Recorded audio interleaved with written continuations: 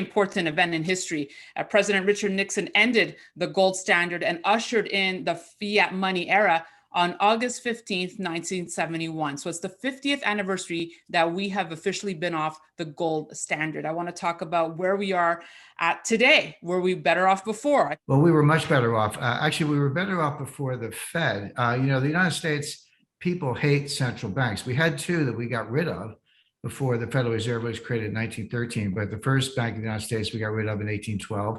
The second bank we got rid of in 1836 under President Andrew Jackson.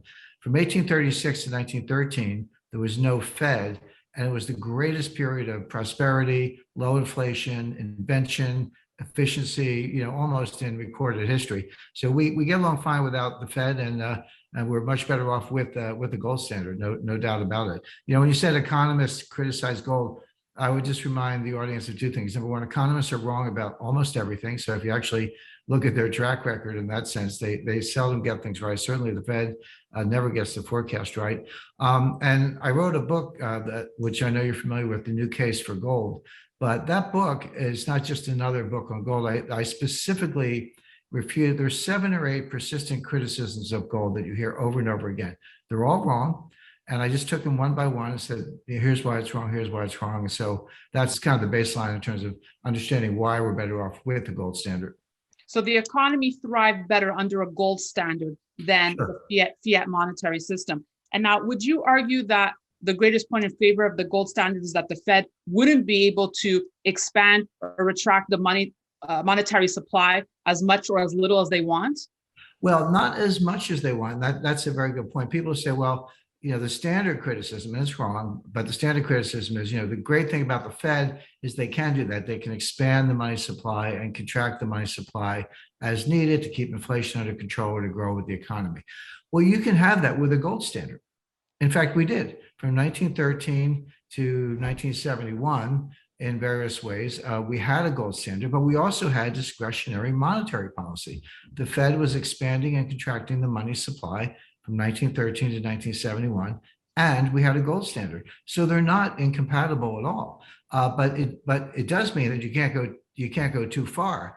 So it kind of puts a lid on things. Until 1945, the law in the United States was the base money supply, M0, that's what the Fed controls, could be 2.5 times the U.S. gold hoard, the gold in our possession at the market. So you hear over and over, the gold caused the Great Depression. Gold was the problem in the Great Depression. And I researched it, and actually the leading scholar after Milton Friedman was Ben Bernanke.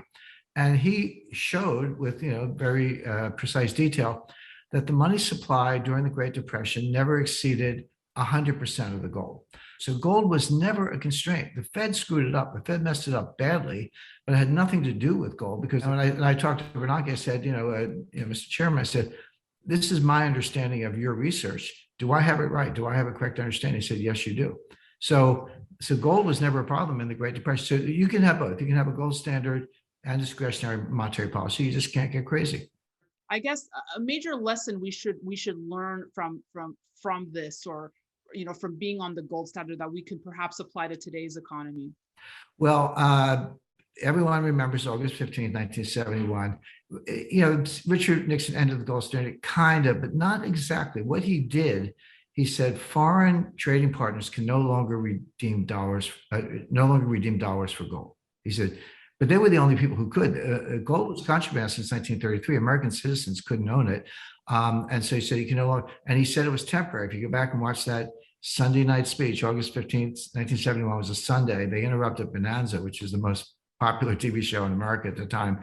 But Nixon said it's temporary. And I spoke to Paul Volcker about it, and I spoke to Kenneth Dam, who was dean at the University of Chicago Law School. He was there. Volcker and Dam were both in Camp David, which is where they cooked this up with Nixon. So I got firsthand accounts, and they said, we thought it was temporary. We're going to have a new Bretton Woods, go back to gold, and it just never happened. Wow. So the lesson is, but that happened in stages. It started in World War I. They said, give us all your gold, we'll give you paper money, but don't worry, you can redeem it. Then they melted it all down into 400-ounce bars and said, well, we're going to leave it in the vaults of the banks. Then the central banks took it from the commercial banks, so there was no more gold for anybody. Then the treasuries and the finance ministries took it from the central banks. Everyone thinks the Fed owns the gold, Treasury owns the gold, and then made a contraband. Americans couldn't have it, and then only foreign trading partners could get it. Nixon ended that in 1971. So my point is, August 15th, 1971, a very big deal. But the lesson is that happened in stages over about 40 years. So that's how the elites operate, just a slice, a slice, a slice, a slice. People are asleep, they're complacent, and then it's all gone before they know it.